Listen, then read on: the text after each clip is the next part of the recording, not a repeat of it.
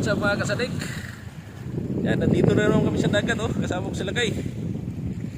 So, matagal-tagal tayo ngayong hindi nakapag-upload mga kasadik. Gawa ng, siguro, mayroon na siguro mga 4 months or 5 months.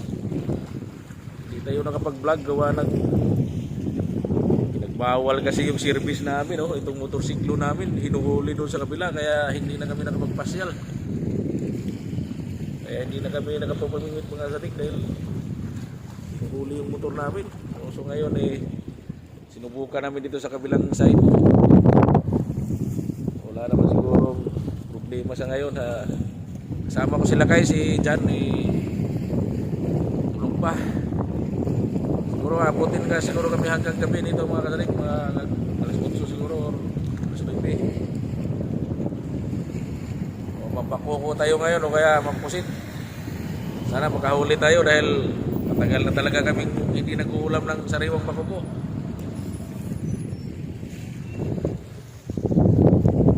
Ayan mga kasadik, sit up muna tayo dahil atap na kaming mamingwit dahil ikaw ba naman matagal na kaming hindi nakahagis ng mamingwit. A few moments later. Kadali na tayo ng mimo mga kasadik. Ayan oh.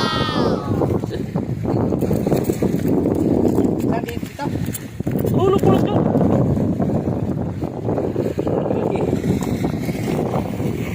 A few moments later.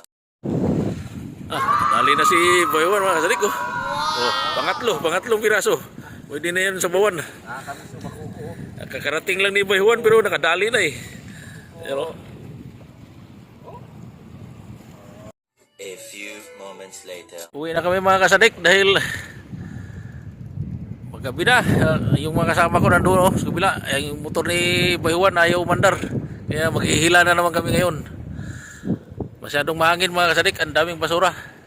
Kaya uwi na kami. Babalik na lang kami bukas ng umaga. Yung huli namin mga kasadik, 4 na piraso lang.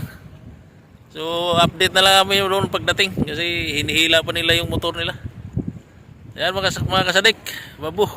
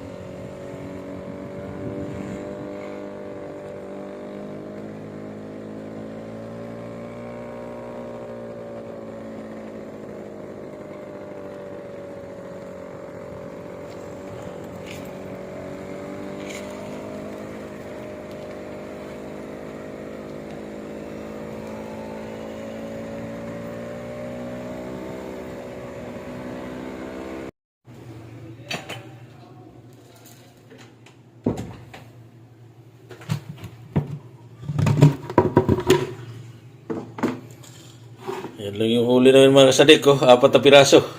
Pwede na siguro yan lagyan ng isang langganang gulay.